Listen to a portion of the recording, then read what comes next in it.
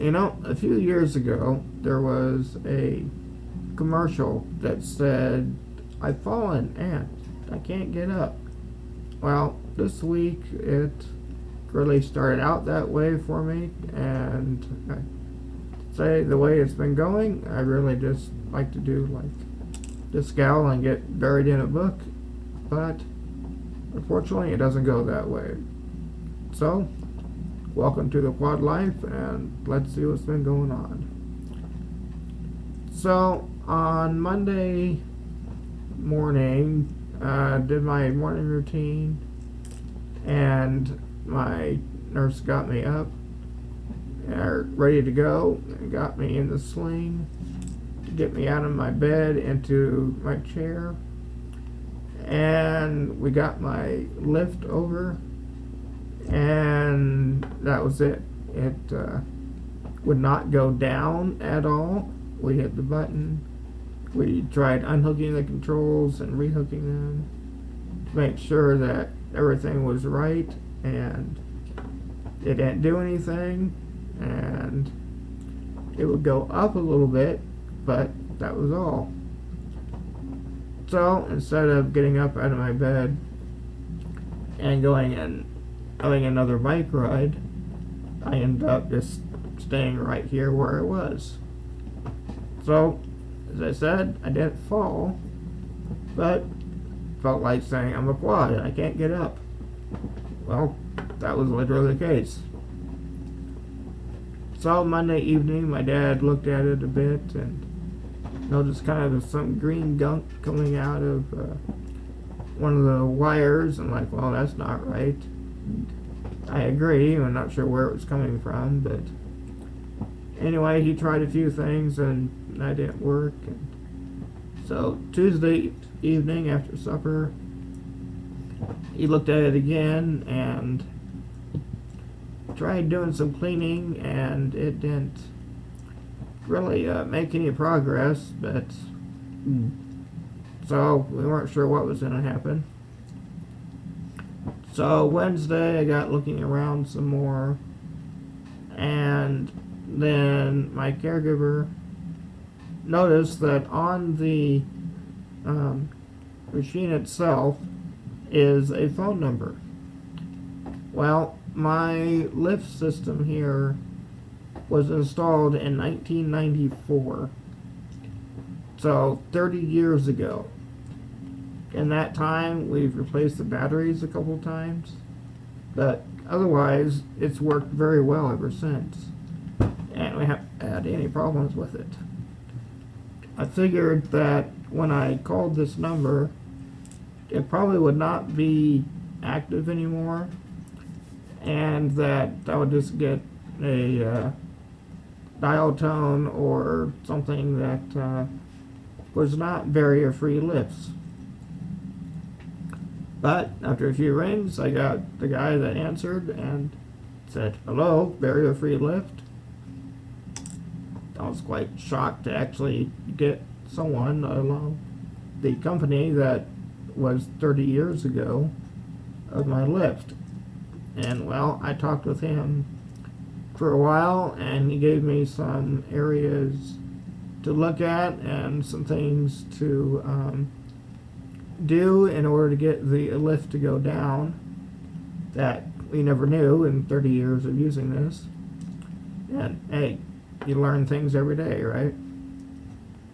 So I helped Dad with those Wednesday night, and so he was able to work on it further. And we still noticed there was green gunk in it, and everything but the controls worked. Apparently this system is made so that it can work by sip and puff. So by using a straw, he didn't want to use his mouth, he could get it to go up and down by blowing. So everything worked in the machine except the buttons for it would not do anything.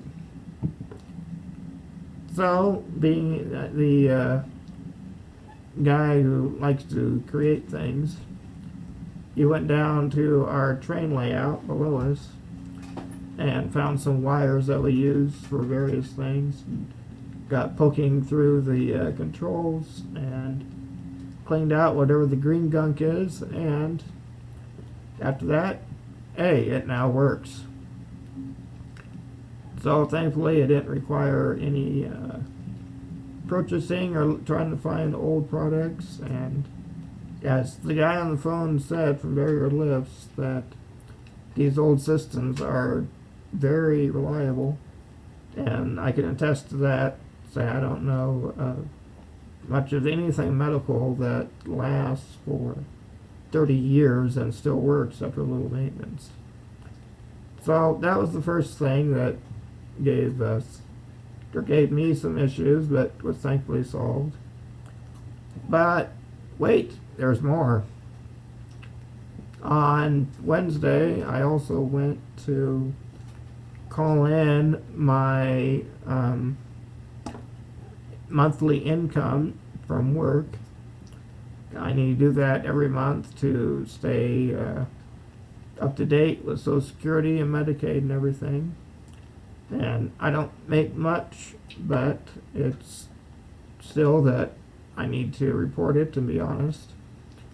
And so I use an automated system on the phone in order to call it in. Well, part of the problem with this system is that I cannot say and spell my last name within my breath pauses. So because of that, it doesn't like using it, or it doesn't always pick up on what I say. So the first time I went through it, it did not work. So out of frustration, I had my caregiver turn off my pacemaker, and so I just read on my own, which meant that I can make pauses whenever I want to, and therefore it did take my name and information, but it still didn't work. Well, I tried doing it online, and that didn't work either. And I'm like, well, I don't have much more time to do this. And for the day, I had more days left until I had to report it. But it's like, this is my planned day to get it done. So ended up finally calling to the Social Security office, and that takes quite a while of waiting on hold. But thankfully, after probably 20 plus minutes, I got that done as well. It's been a few days this week of frustration, but always coming through, and thankfully everything worked. So last week I did a video on anxiety. Well, this week I got to learn about it, or experience it. It reminds me of this verse in Matthew, that so do not worry about tomorrow, for tomorrow will worry about itself. Each day has enough trouble of its own, and that has definitely been true for the way this week has gone.